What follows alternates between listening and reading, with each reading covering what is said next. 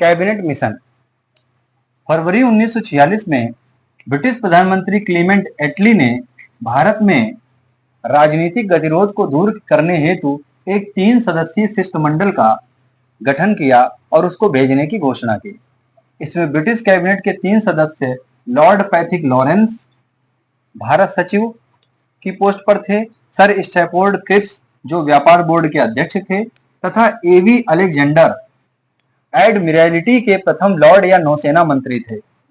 इस मिशन को विशेष अधिकार दिए गए और इसका कार्य भारतीयों को शांतिपूर्ण सत्ता हस्तांतरण हेतु उपायों एवं संभावनाओं की पहचान करना था। कैबिनेट मिशन मार्च 1946 से मई 1946 तक भारत में रहा। अभी कैबिनेट मिशन क्या है?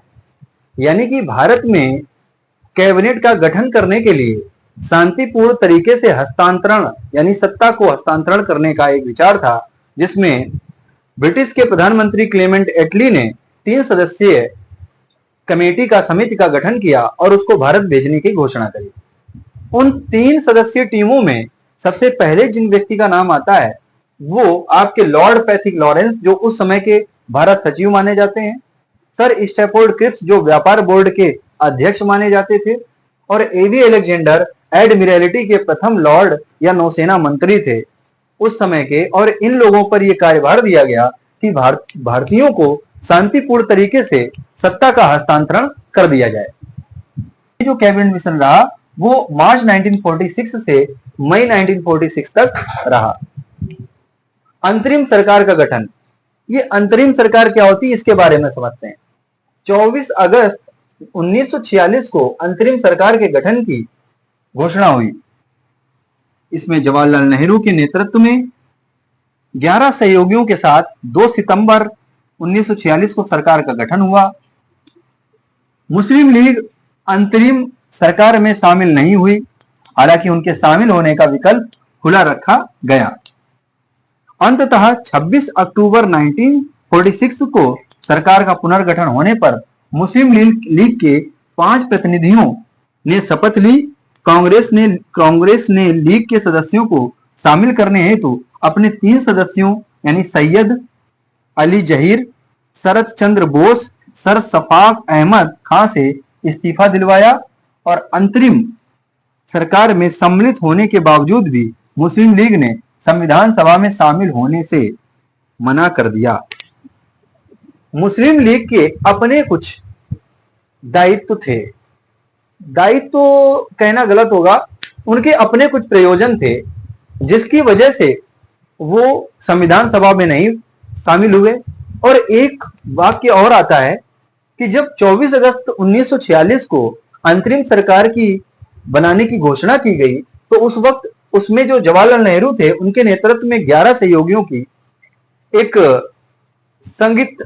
समिति का निर्माण किया गया और उस समिति में 2 सितंबर 1946 को सरकार का गठन हुआ। मतलब सरकार का अंतरिम सरकार का गठन कब हुआ? 2 सितंबर 1946। और मुस्लिम लीग अंतरिम सरकार में शामिल नहीं हुई।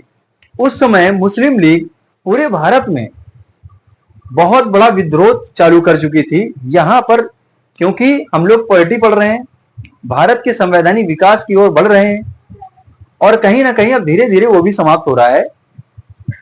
तो उस समय कई सारे विद्रोह किए, बंगाल में बहुत सारे जनमानस का हानि पहुंचाया, कई सारे बलात्कार हुए, कई जगह मारपीट हुई, आगजनी हुई। इसका मेन कारण सिर्फ केवल और केवल था पाकिस्तान को पाना, यानी भारत के 2 टुकड़े कर दिए जाएं और एक टुकड़ा उनको दे दिया जाए। और एक टुकड़ा ही नहीं, उनको बांग्लादेश भी चाहिए था, तो उसको पूर्वी पाकिस्तान और एक पश्चिमी पाकिस्तान के नाम से उनको 2 हिस्से चाहिए थे। और इस प्रकार ये बात वो उन्होंने संविधान सभा के होने से पहले रखी रही और उस बात पर वो अडिग रहे। अंततः बात ये हो गई कि जब बात ये आई क्या कि 1946 को सरकार का पुनर्गठन होने पर मुस्लिम लीग के 5 प्रतिनिधियों ने शपथ भी ली और कांग्रेस ने लीग के सदस्यों को शामिल करने हेतु अपने 3 सदस्यों सैयद अली जहर, शरद चंद्र बोस और सर शफाक अहमद खां से इस्तीफा दिलवाया। और अंतरिम सरकार में सम्मिलित होने के बावजूद भी, मतलब अंतरिम सरकार में तो सम्मिलित हुए पर संविधान सभा में शामिल होने से मना कर दिया। तो ये यहाँ पर मुस्लिम लीग की अपने प्रयोजनों की कहीं ना कहीं हल्की सी छाप दिखाई पड़ती है। मुस्लिम लीग की अनुपस्थिति में ही 9 दिसंबर 1946 को डॉक्टर सच्चिदानंद सिन्हा की उपस्थिति में और उनकी अध्यक्षता में संविधान सभा का गठन कर दिया गया। डॉक्टर राजेंद्र प्रसाद ने 11 दिसंबर 1946 से औपचारिक रूप में संविधान सभा के स्थायी अध्यक्ष का कार्यभार संभाला। मुस्लिम लीग ने संविधान सभा का विरोध करने के साथ साथ पाकिस्तान की मांग को और अधिक मजबूती से रखा। इस राजनीतिक गतिरोध को दूर करने हेतु एटली ने, यानी क्लीमेंट एटली, ब्रिटिश गवर्नमेंट के प्रधानमंत्री ने 20 फरवरी 1947 की एक घोषणा में कहा कि इस राजनीतिक अनिश्चितता को देखते हुए जून 1948 तक राज्य सत्ता भारत के जिम्मेदार लोगों को सौंप दी जाएगी। तो इससे आपको क्या समझ में आता है? इसमें दो मुख्य बातें हैं और वो बहुत गौर करने वाली हैं। अब की बार का जो यूपीएससी का पेपर 2024 में आया था, उसमें एक क्वेश्चन पूछा गया था कि भारत में संविधान सभा की अस्थायी रूप से अध्यक्षता करने वाले कौन थे? तो जिसमें अस्थायी रूप से अध्यक्षता करी थी उनका नाम है डॉक्टर सच्चिदानंद सिन्हा, और स्थायी रूप से सदस्यता और उसकी अध्यक्षता ग्रहण करने वाले डॉक्टर राजेंद्र प्रसाद थे, और उन्होंने 11 दिसंबर 1946 को ये कार्यभार संभाला था, जबकि 9 दिसंबर की अध्यक्षता संभालने वाले डॉक्टर सच्चिदानंद सिन्हा थे। ये बहुत महत्वपूर्ण बात है। संविधान सभा का मुस्लिम लोग ने जमकर के विरोध किया। वो इसलिए क्योंकि उसको पता था कि अगर ये डोमिनियन एक हो जाएगा तो हमें कभी भी पाकिस्तान नहीं मिलेगा। इसलिए संविधान सभा जिस प्रकार जब भी बैठती तो वो लोग अपने पाकिस्तान वाला प्रयोजन रट्टा गाना गाने लग जाते, और ये गाना अंत में उन्होंने सफल बना लिया, क्योंकि भारत देश में उस समय बहुत ज्यादा विद्रोह हो रहे थे। इन विद्रोहों को देखते हुए ब्रिटिश गवर्नमेंट के प्रधानमंत्री क्लीमेंट एटली ने 20 फरवरी 1947 की घोषणा में कहा कि इस राजनीतिक अनिश्चितता को दूर करने के लिए भारत को जून 1948 तक राज सत्ता भारत की जिम्मेदार लोगों को सौंप दी जाएगी। राज सत्ता सौंप दी जाएगी, यहां पर भारत के स्वतंत्र होने की बात नहीं की जा रही है, इसलिए आप लोग कंफ्यूज मत होना। राज सत्ता देना वो अलग बात है और भारत स्वतंत्र होना एक अलग बात है। तो भारतीय स्वतंत्रता अधिनियम 1947, तो अब सबसे पहला जो अधिनियम आया, भारत पूरी तरीके से जब स्वतंत्र होने वाला था तो उससे जुड़ा हुआ एक अधिनियम आया जिसको भारतीय स्वतंत्रता अधिनियम 1947 के नाम से जाना जाता है। 3 जून 1947 की माउंटबेटन योजना के अनुसार ब्रिटिश संसद ने भारतीय विधेयक का प्रारूप तैयार किया। इस विधेयक को ब्रिटिश संसद द्वारा बहुमत से पारित करके भारतीय स्वतंत्रता अधिनियम 1947 के नाम से स्थापित किया गया। 18 जुलाई 1947 को इस अधिनियम को सम्राट द्वारा स्वीकृति प्रदान की गई। किसके द्वारा स्वीकृति प्रदान की गई? सम्राट के द्वारा स्वीकृति प्रदान की गई। और कब की गई? 18 जुलाई 1947। ब्रिटिश संसद ने भारतीय विधेयक का प्रारूप तैयार किया था। इस विधेयक में ब्रिटिश संसद द्वारा बहुमत से पारित करके भारतीय स्वतंत्रता अधिनियम 1947 के नाम से इसको जाना जाता है। 18 जुलाई 1947 को इसका जो प्रारूप तैयार हुआ उस पर इस अधिनियम के सम्राट द्वारा स्वीकृति प्रदान की गई। इस अधिनियम के अब मुख्य प्रावधान है जो आपके सामने। नंबर 1, इसमें उपबंध किया गया। क्या उपबंध किया गया? कि 15 अगस्त 1947 से 2 स्वतंत्र डोमिनियन स्थापित किए गए हैं या किए जाएंगे, जो भारत और पाकिस्तान होंगे। यहाँ पर भारत और पाकिस्तान की बात कही गई है, जबकि अगर आप समझें, आप बिगिनर हैं, तो जो आज का बांग्लादेश है वो पूर्वी पाकिस्तान के नाम से फेमस हुआ, और जो आज का पाकिस्तान है जिसको पाकिस्तान कहते हैं, ये पश्चिमी पाकिस्तान के नाम से फेमस हुआ। और ये तब तक बना रहा जब इंदिरा गांधी की सरकार से पहले तक का जो समय था। 1971 में इसी पूर्वी पाकिस्तान को भारत की प्रधानमंत्री इंदिरा गांधी के बलबूते पर इसको बांग्लादेश घोषित कर दिया गया, और ये एक अलग राज्य बना दिया, अलग देश बना दिया गया, और इस पर पाकिस्तान का जो आधिपत्य है, नियंत्रण था, वो खत्म कर दिया गया था।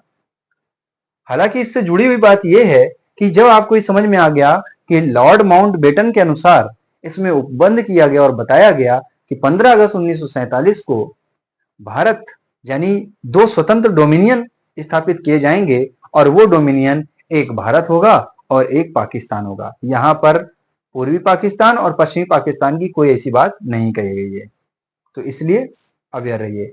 भारत सरकार अधिनियम 1935 तब तक इन दोनों डोमिनियन राज्यों को शासन चलाने में सहयोग देगा। 1935 का एक ऐसा अधिनियम जो भारत के कई प्रारूपों में अभी भी लागू है और इन इन अधिनियमों के तहत आज भी सत्ताएं चलती हैं और चलाई जा रही हैं। पाकिस्तान में भी इसी अधिनियम को लागू किया गया, लेकिन इन अधिनियमों को लागू करने में अगर कोई ऐसी दिक्कतों का सामना करना पड़ता है तो इसमें उपबंध ये भी किया गया कि अगर किन्हीं नियमों में बदलाव करना है तो बदलाव तो कर सकते हैं, लेकिन इसमें सबसे पहले आपको गवर्नर जनरल की अनुमति लेनी पड़ेगी और प्रत्येक डोमिनियन के लिए अलग अलग गवर्नर जनरल होगा। आगे की बात करते हैं। नंबर 3, शाही उपाधि से भारत सरकार का जो सम्राट शब्द था उसको हटा दिया गया था और वहां पर उसकी जगह पर अब क्या सांसद, नेता, सम्राट, नेता आदि लोगों का वर्णन किया, प्रधानमंत्री के शब्दों का वर्णन किया गया था। तो स्टूडेंट, आज के इस वीडियो में मैंने भारत के संवैधानिक इतिहास की जो जानकारी थी वो पूरी करी है। यहां तक का जो वीडियो था आपको भारत के प्रत्येक पहलुओं के संविधान पर मैंने गौर फरमाया है। आप वीडियो पार्ट 1 से वीडियो के लास्ट पार्ट तक आप पूरे अभिप्राय के बारे में समझ जाएंगे। यदि वीडियो पर नए आए हैं तो चैनल को सब्सक्राइब करें। मेरी बातों को आप समझते हैं, आपको अगर पसंद आ रही मेरी बातें तो चैनल को लाइक करें, वीडियो को लाइक करें, अपने दोस्तों को शेयर भी करें। आने वाले समय में इस जो संविधान बना, कब बना है, कब इंप्लीमेंट हुआ, कब लागू हुआ, इनकी क्या खामियां रही, इनकी क्या ऐसी उपलब्धियां रही, इन पर हम विशेष चर्चा करेंगे।